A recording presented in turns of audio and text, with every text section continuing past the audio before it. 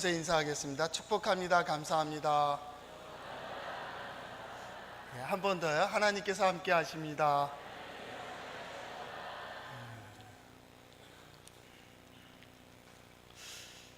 중국에 어느 왕이 있었습니다. 그 왕은 그 옆에 모사, 지혜자가 있어서 그 지혜자와 함께 이야기하는 것을 참 좋아했습니다. 어느 날 그 왕이 지혜자에게 묻습니다.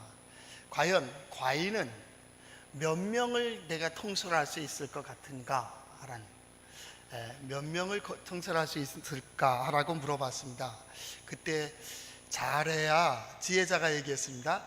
잘해야 많아야 10만을 통솔할 것 같습니다. 그렇게 얘기했습니다. 그래서 그 왕이 다시 한번 묻습니다. 그러면 본인은 얼마나 통솔할 수 있겠나? 10만, 100만. 많으면 더 좋죠. 저는 더 많이 통솔할 수 있습니다. 왕이 고개를 갸우뚱거리면서 기분이 약간 상했습니다. 그래서 다시 묻습니다. 아니, 과인은 많아야 10만이라고 해놓고 너는 어떻게 10만 그 이상 많을수록 좋다고 얘기하느냐? 그랬더니 그 지혜자가 말합니다. 왕이요, 나는 병사들과 절병들을 다스리는 은사를 가지고 있고 왕은 그들의 10만, 100만을 다스리는 장수들을 통솔하는 리더십을 가지고 있습니다. 그랬습니다. 그 글을 읽으면서 한 가지, 우리는 모든 것 다 가져야 된다고 생각하는 이 세상에서 과연 나는 무엇을 가져야 될까요? 가장 귀한 것, 가장 소중한 것, 그 가장 귀한 자리에 우리는 예수 그리스도, 하나님이 있고 많은 중요한 것들 가운데 가장 높은 곳에 믿음을 가지고 이 시대를 사는 바로 우리는 신앙인이죠. 이런 은혜 가운데서 하나님께서 주시는 은혜를 풍성히 받는 우리 성도들 될 수 있기를 바랍니다. 한번 따라해 볼까요? 하나님의 말씀인 성경은 나의 신앙이요 나의 고백입니다. 주여 내게 무슨 말씀을 하려 하시나이까? 내게 무슨 말씀을 하시든지 그대로 하리이다. 그대로 해서 하나님께서 약속하시는, 하나님께서 인도해 주시는 그 길을 가며 그것을 받아 누리는 우리 성도들 될 수 있기를 바랍니다. 더위가 그렇게 극성을 폈지만은 이제 더위도 다 지나가는 것 같습니다. 그래서 아침 저녁으로 혹은 그늘에 들어가면 서늘해지는 것을 보며 시대도 이렇게 변하고 계절도 이렇게 변해가는 것, 마찬가지로 환경도 바뀌고요, 조건도 바뀝니다. 때로는 이것이 나에게 도움이 될 것 같이 생각했던 그 도움이 어떤 때는 이것이 오히려 나를 가로막는 가로막이 될 수도 있습니다.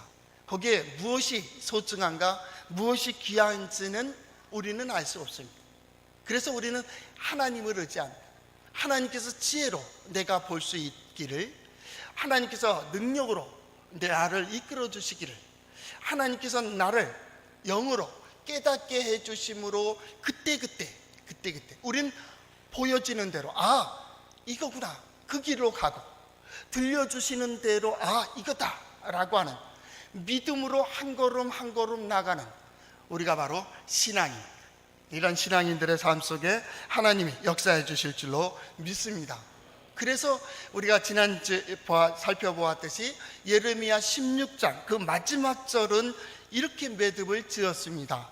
21절, 여호와께서 이르시되 보라, 이번에 그들에게 내 손과 내 능력을 알려서 그들로 내 이름이 여호와인 줄 알게 하리라.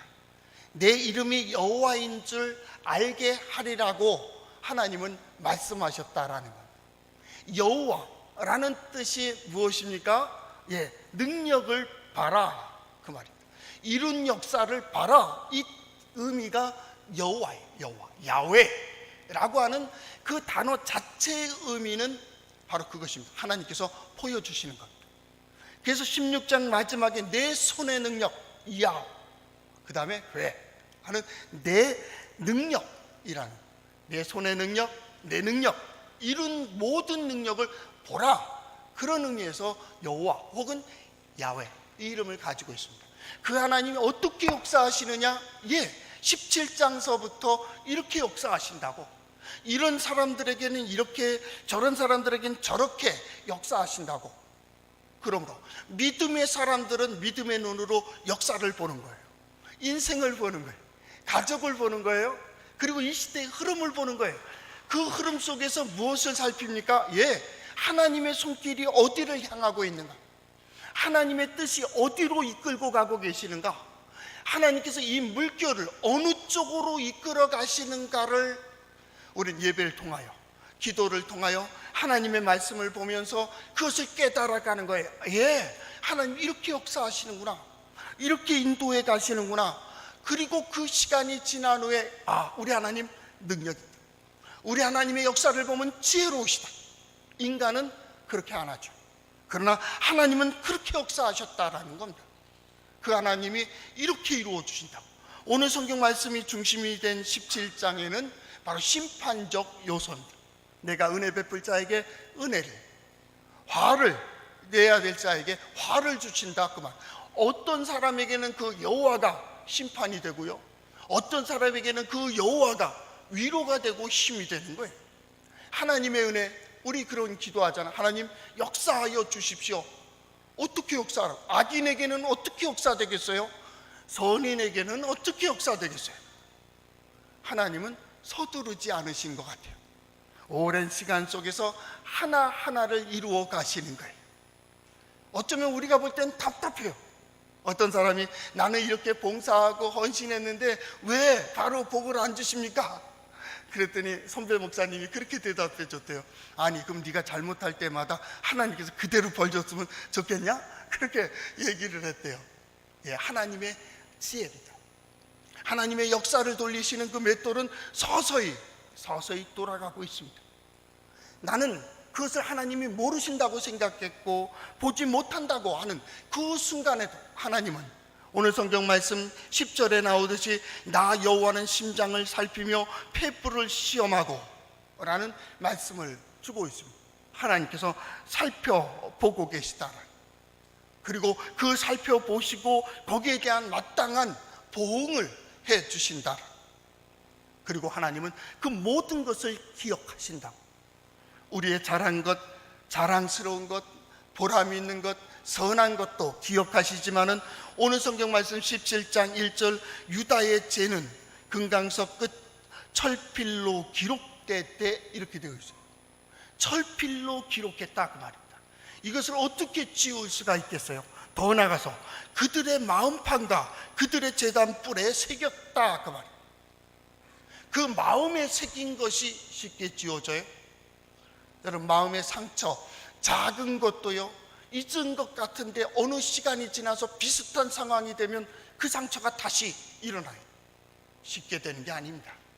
그 물 흘러가듯이 없어지는 게 아니, 기억 속에 너희 마음판에 새긴다고. 마음판에. 더 나가서 어떻게 됐습니까? 그들의 제단 뿔에, 이건 지성소에 들어간 제단입니다. 그 제단 위에다 새겼다고. 하나님의 마음판에 새겼다 그 말입니다. 그래서 내가 다 기억하고 있다. 죄를 기억하는 것처럼 내가 너의 마음도 기억한다. 나쁜 것만 기억하시겠어요? 좋은 것도 기억하신다. 우리가 어떻게 하나님의 전에 나올 수 있었어요? 그 은혜를 믿은 거예요.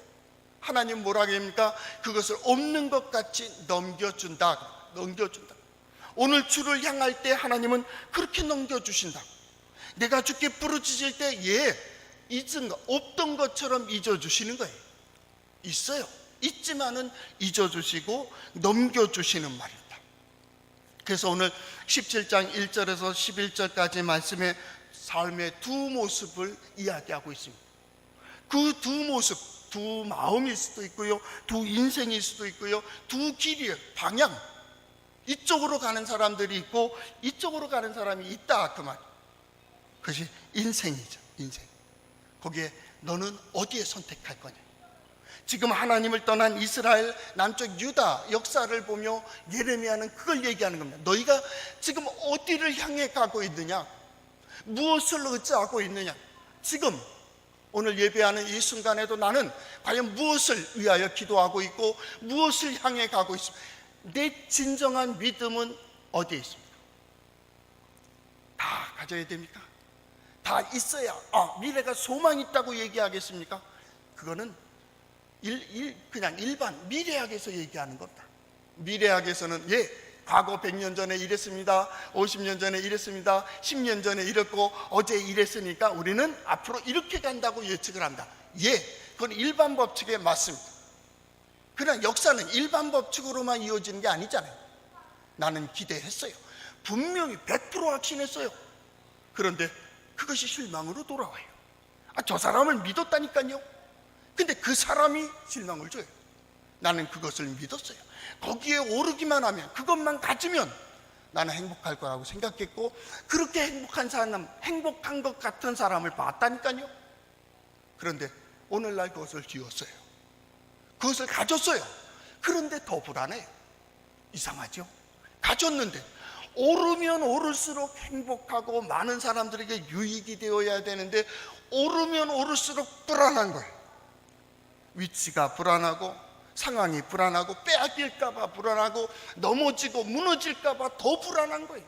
나이가 들수록 더해요. 나이가 들수록 많은 경험을 가졌기에 그는 자신이 있어야 됩니다. 왜요? 과거에도 그 어려움을 그렇게 극복해 왔거든요. 역사의 교훈이죠. 그때보다는 나은데 더 불안해요. 왜 그럴까요? 이것이 인간의 상황에 따라 움직이는 마음이라고. 마음. 어느 쪽을 향할 것인가? 오늘 성경 말씀해 보니까 두 나무가 심겨졌다는 겁니다. 하나는 사막의 떨기나무 같아서 라고 했습니다. 사막의 떨기나무로 심겨진 게 있고 또 하나는 물가에 심겨진 나무, 그랬어요. 두 나무가 있다. 저는 농사에 대해서는 무지합니다. 그래서 나무를 이렇게 몇 그루 사다가 화분에서 옮기지 말라고 화분에 있는 거고, 올해는 놔뒀다가 내년에 심으라고 해서 하나는 화분에, 몇 그루는 또 마당에 심었습니다. 그런데요, 얼마 지난 다음에 물을 언제 줘야 되는지 모르니까 지난 다음에 보니까 화분에 심은 게 말라 죽었어요. 그건 죽을 수밖에 없어요. 저같이 농사에 대해서 무지한 사람 손에 있으니까 이건 말라 비틀어질 수밖에 없어요. 근데 마당에 심은 거는 그나마 비도 오고 또 마당에 물을 뿌리면서 거기에 물이 주어져서 나무가 자라요. 살아있어요. 사막에 심겨진 나무와 물가에 심겨진 나무는 서로 다르다. 자, 기초부터가 다르고요, 근본부터가 달라요. 터전이 달라요. 시작이 달라요. 출발이 다르다. 어디서부터 출발할 거냐? 성경은 그 얘기하는 겁니다. 있다가 없어질 것, 있다가 변할 것, 보이다가 안 보일 그런 상대적인 것에 인간은 의존하게 됐다 그 말이죠. 모든 피조물은 독존이 아닙니다. 나 혼자 산다 그런 피조물은 없습니다. 나무도 그렇고 인간도 그렇습니다. 함께 도우며 더불어 살게 되어 있어요. 그렇기 때문에 서로 돕고 서로 협력하는 가운데 보이는 것은 서로 협력하는 거예요. 이걸 의지, 믿음의 대상으로 두는 사람들이 있다고. 하나님이 없으면 그것을 믿음의 대상에 놓는 거예요. 그게 우상이에요. 우상은 뭡니까? 사람이 만든 것이라 사람의 생각, 그 한도를 벗어나지 못한다고 지혜서는 우리에게 말씀해 주고 있습니다. 입이 있어도 말하지 못한다. 눈이 있어도 보지 못한다. 코가 있으나 냄새를 맡지 못한다. 이게 우상.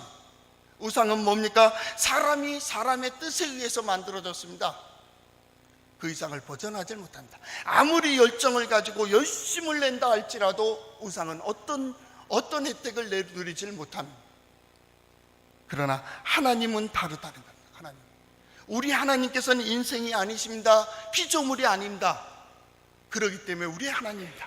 환경이 바뀌어도 하나님은 절대로 바뀌지 않습니다. 조건이 바뀌어도 하나님은 절대 움직이질 않습니다. 요동하지 않는다 그 말.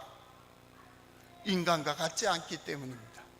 그런데 사람들은 우상을 만들어 놓고 그것이 도와줄 거라고 생각했다라. 그리고 그것을 의지하게 됐어요. 어떤 게 우상의 자리에 있느냐 그 말. 남쪽 유다는 그러한 우상, 하나님을 떠난 죄에 그냥 젖어 있었습니다. 하나님 어떻게 하셨다고요? 10절, 하나님께서 심장을 살피고 폐부를 시험하고 그들의 행위를, 그들의 행실을 보고 그때로 보응하셨다라고 성경은 이야기하고 있는 거예요. 오늘 우리의 마음이 중요합니다. 마음이 어느 쪽으로 가 있습니까? 우리의 마음이 중요합니다. 무엇을 보고 있습니까? 마음이 중요합니다. 무엇을 결단하려고 하십니까? 하나님께서는 그 마음을 보고 계시는 거예요. 더 나아가서 시험하셨다라고 하는 건 어느 쪽 방향인가를 지금 보고 계시는 거예요. 어떤 이는 살았어도 산 게 아니에요. 어떤 사람은 죽었어도 죽은 게 아니에요. 어느 쪽 방향으로 가느냐는 굉장히 중요한 거예요. 가을을 맞이하는 이 시점에서 우리는 과연 무엇을 보기를 그렇게 소망합니까? 살리는 일입니까? 죽이는 일입니까? 서는 일입니까? 주저앉는 것입니까? 우리의 마음이 어느 쪽, 어느 방향으로 가 있느냐. 일반 법칙에 의하면 그렇게 흘러간다니까. 그건 무시하면 안 돼요. 심은 대로 거두는 거예요. 악인에게서 악이 나와요. 선인에게서 선이 나오게 되어 있습니다. 악에서는 선이 나올 수가 없습니다. 인간은 그렇게 살아갑니다. 심은 데서 심은 대로 그렇게 걷어갑니다. 그렇기 때문에 이에는 이고 눈에는 눈입니다. 저 사람이 이렇게 했으니 나도 그렇게 하는 겁니다. 저 사람이 이렇게 베풀었으니 나도 그렇게 베풀어야 된다는 것은 일반 법칙에 맞습니다. 의롭습니다. 그런데 성경은 한 단계 위를 얘기하고 있습니다. 선으로 악을 이겨라. 악에게 지지 마라. 그 순간에도 내 마음은 선해야 돼요.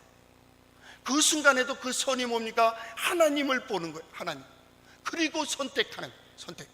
오늘의 선택은 참으로 중요합니다. 어느 쪽에 내 마음의 뿌리를 내리느냐, 그러한 문제가 있기 때문입니다. 환경을 통해서 선택하고 어떤 사람은 방법을 선택하기도 합니다.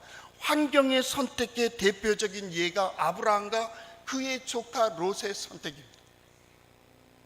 그의 조카 롯은 아브라함 삼촌을 따라서 갈대아 우르를 떠나고 이 가나안 땅으로 온 그런 사람입니다. 삼촌하고 같이 애굽 땅에까지 내려갔습니다. 내려갔다 올라올 때에 그는 큰 부자들이 되었습니다. 그들의 소유들이 많아지니까 소유들끼리 부딪히게 됐습니다. 사람은 그래서 분가하는 거잖아요. 우리의 자녀들이 어렸을 때는 그렇게 큰 어려움 없습니다. 부모님의 뜻대로 그대로 순종한다. 그러나 부모만큼 크게 되면요, 감당하지 못합니다. 대립합니다.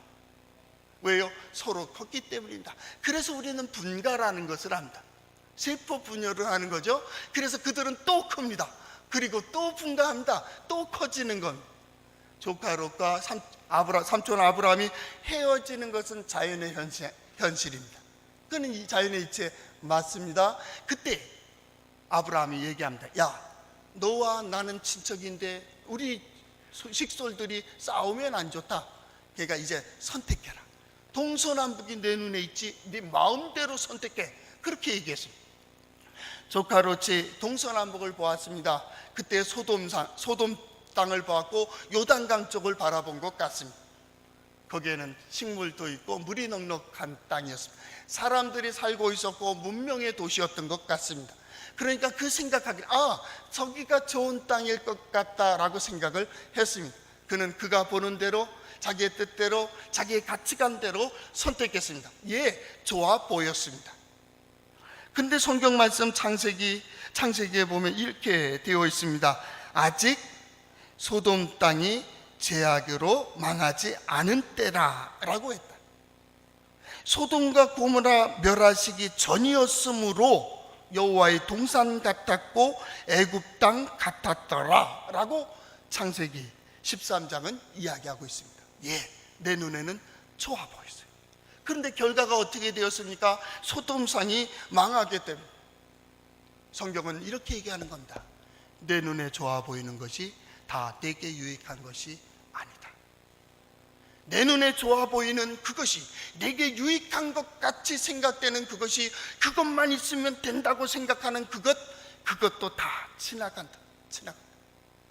진정 무엇을 봐야 될까요? 아브라함은 달랐습니다. 그가 선택한 반대쪽 광야 쪽을 향해서 나아갔던 것 같습니다. 그래서 13장 12절 이하에 보면 그는 그 광야 쪽을 향해서 발걸음을 옮기게 됩니다. 그런데 한 가지 중요한 게 있습니다. 그는 그렇게 옮겨서 13장 마지막 하나님 앞에 제단을 쌓습니다. 하나님께서는 그를 만납니다. 야, 광야를 봐라. 저 티끌만큼 네 자손이 있을 거다. 하늘의 별을 봐라. 그만큼 네 자손들이 있을 것이다. 그리고 그 땅을 종과 행으로 두루 다녀보라. 내가 그것을 네게 주리라. 하나님의 약속을 받았습니다. 비록 내가 볼 때는 마른 땅이고 건조한 땅이고 광야의 땅인데 거기에 무엇이 있었느냐 하면 하나님이 함께 하셨다. 거기에 무엇이 있었습니까? 하나님의 약속이 있었다고 말해요. 그 약속을 가지고 아브라함은 출발하는 거예요. 어디에 뿌리를 두느냐는 참으로 중요한 거예요. 그는 예배하는 자로 하나님께 예배를 드렸다. 성경은 제사를 지냈다고 성경은 말씀해 주고 있습니다. 환경 선택의 기준이었습니다. 여러분, 무엇을 선택하실 겁니까? 지금 어떤 것인가를 선택해야 될 기로에 있을 겁니다. 많은 성도들이, 아마 우리 동해제일장로교에 속한 성도들은 선택해야 될 마음의 어떤 시간이 와 있을 수도 있습니다. 그때 먼저 하나님을 생각하세요. 하나님의 약속을 생각하세요. 믿음의 사람으로 선택할 수 있기를 바랍니다. 두 번째 선택은 방법론입니다. 남쪽 유다 백성들은 우상을 가져다 우상을 섬겼습니다. 그리고 이 우상의 가장 기본 정신인 이기주의에 자기 욕심만을 채우는 것. 남이야 죽든 살든 나만 복을 받으면 되고, 내가 잘못하더라도 나는 벌을 받지 않고 무조건 복만 받으면 된다는 것이 우상의 특징. 그런데 다윗은 그러지 않았습니다. 다윗의 선택의 방법에 대한 사무엘하 15장, 16장 그리고 17장에 보면 이런 모습들이 나옵니다. 16장에 보면 다윗이 자기 아들 압살롬에게 피해서 맨발로 머리도 풀어 헤친 채로 감난산 쪽으로 도망가게 됩니다. 그때 사울의 한 친족인 사람 시므이가 그를 따라 나옵니다. 나와서 그를 향해서 돌을 던지고 계속해서 저주를 퍼부었습니다. 그리고 다윗과 그 함께했던 백성들, 다윗의 용사들은 다윗 주변에 함께 도망가고 있었을 때입니다. 성경은 이렇게 기록했습니다. 그때 모든 백성과 용사들은 다 왕의 좌우에 있었다, 그 말이에요. 그런데 시므이는 계속해서 저주를 퍼부었습니다. 피를 흘린 자여, 사악한 자여, 가거라. 사울의 족속의 모든 피를 여호와께서 내게로 돌리셨다라고 이야기를 계속했습니다. 그때 수르아의 아들 장수 아비새가 이렇게 얘기합니다. 왕이여, 이 죽은 개가 어찌 내 주 왕을 저주하리이까? 청하건대 내가 건너가서 그의 머리를 베게 하소서라고 얘기합니다. 예, 이에는 이 맞습니다. 힘에는 힘이 맞습니다. 근데 그 급한 순간 다윗은 하나님을 바라봤습니다. 다윗이 그 수르아의 아들에게 이렇게 얘기합니다. 너 상관하지 마라. 너 상관하지 마. 성경은 이렇게 되어 있습니다. 내가 너희와 무슨 상관이 있느냐? 그가 저주하는 것은 여호와께서 그에게 다윗을 저주하라 하십니다. 쉽게 표현하면 이 얘기입니다. 상관하지 마. 이렇게 되어지는 일도 하나님께서 내게 들려주셔야 될 것을 저를 통해서 듣게 하시는 거야 라고 그 섭리를 인정하게 됩니다. 그런데 묘한 게 있습니다. 그 같은 장 11절 하반절서부터 보면 그가 저주하게 버려두라. 그 다음에 12절에 이렇게 되어 있거든요. 혹시 여호와께서 나의 원통함을 감찰하시니 오늘 그 저주 때문에 여호와께서 선으로 내게 갚아주시리라. 그는 장수를 시켜 그를 한순간 죽일 수 있었어요. 안 죽입니다. 지금 쫓기고 있습니다. 그것도 아들에게 쫓기고 있습니다. 머리를 풀어헤치고 가고 있습니다. 그때 바랄 수 있는 한 가지 딱 있다면 그것은 하나님의 긍휼하심입니다. 그는 어떻게 국류를 구하고 있습니까? 자기는 충분히 죽일 수 있음에도 불구하고 살려두는 거예요. 결국 하나님, 내가 이대로 망할 수 있지만은 하나님께서 나를 살려달라고 하는 그의 신앙 고백은 아주 깊은 신앙에서부터 나오는 것 같습니다. 하나님께서 그것을 보고 계시는 거죠. 그래서 오늘 성경 말씀도 선지자 똑같이 고백합니다. 야 여호와는 심장을 살피시며 폐부를 시험하사 각각 그의 행위와 그의 행실대로 보응하나니. 무엇을 원하십니까? 자비를 원하십니까? 그렇다면 자비를 심어요. 은혜를 베푸십니까? 예, 은혜로 보는 겁니다. 하나님의 사랑을 원하십니까? 하나님의 사랑을 베푸세요. 이 일로 인하여 여호와께서 나의 원통함을 풀어주시기를 위하여. 가을을 맞이하며 하나의 결실을 원하고 있는 우리 성도 여러분, 우리는 이렇게 이 시대를 살아가고 있는 것입니다. 우리가 믿는 하나님은 이러한 하나님. 우리가 누구를 믿어요? 무엇을 믿어요? 시편 146편에 보면 방백들을 의지하며 하지 말며 도울림이 없는 인생도 의지하지 말지니. 왜요? 단일에 그 도모가 소멸하리라. 여호와, 이스라엘 하나님, 유다의 하나님, 성경의 하나님을 얘기합니다. 하나님을 자기의 의지로 삼는 자는 복이 있도다. 하나님을 의지하는 자가 복이 있다. 하나님을 의지한다는 게 뭡니까? 첫째는 하나님을 경외하는 겁니다. 모든 순간 하나님의 역사, 큰 하나님을 인정하는 것.